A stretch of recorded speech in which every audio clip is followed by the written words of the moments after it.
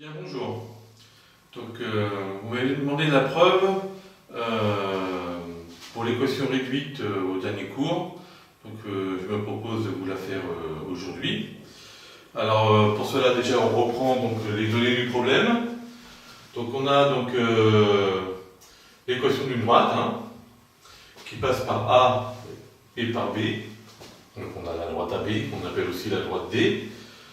On a vu en cours que pour calculer donc, le coefficient directeur de la droite, il suffisait de calculer le rapport de la variation de y par la variation de x, ce qui nous donne yb moins yk sur xb moins x1.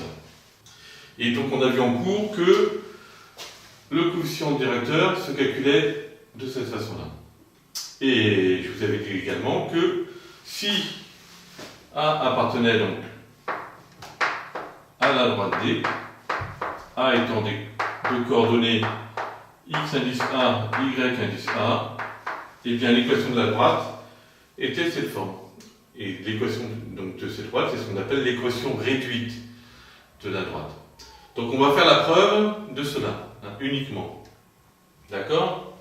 Donc, on reprend l'équation de la droite, y égale à x plus b. L'équation de la droite D, donc c'est y égale à x plus b. Et que savons-nous sur cette droite? On sait que A appartient à la droite. A appartient à la droite D.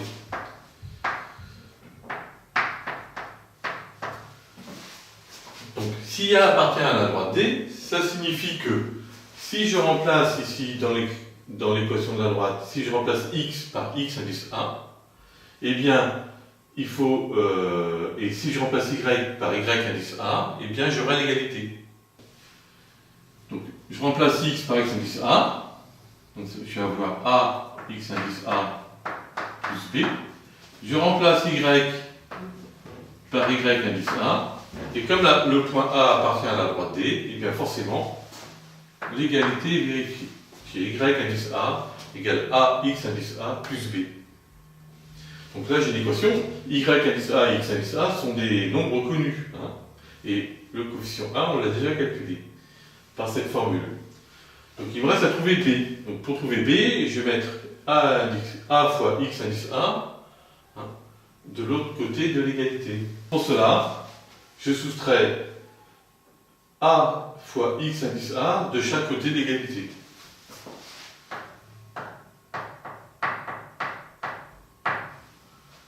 Voilà. Et j'obtiens donc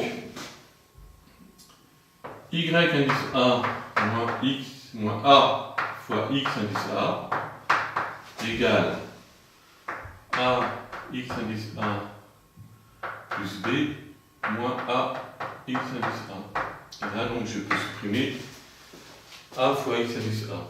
D'accord? Donc, j'obtiens, en inversant le membre de gauche et le membre de droite de l'égalité, j'obtiens B égale à moins A indice A plus Y indice A. D'accord? C'est la même chose que Y indice A moins A fois X indice A.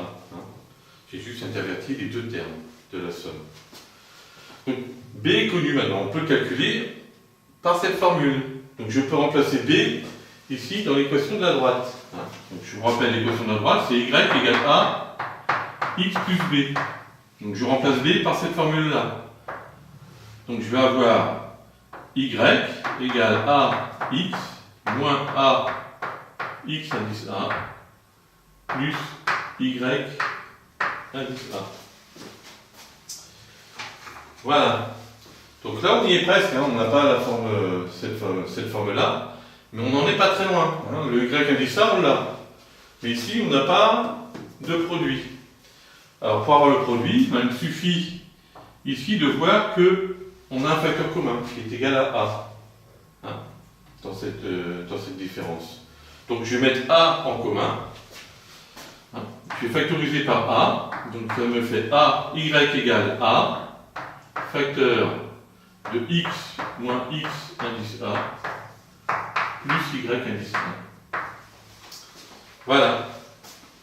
Donc j'obtiens exactement l'équation qui est écrite ici.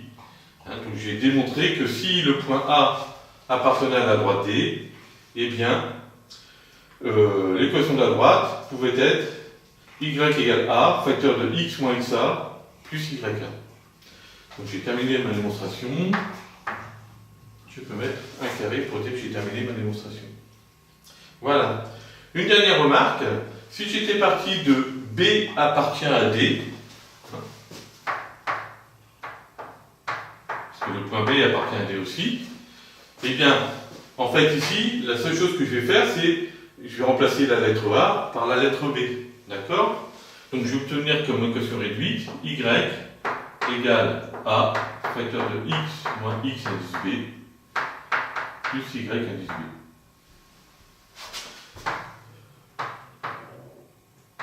Voilà. J'espère que cette démonstration vous a plu. Voilà, et puis je vous dis à bientôt pour une autre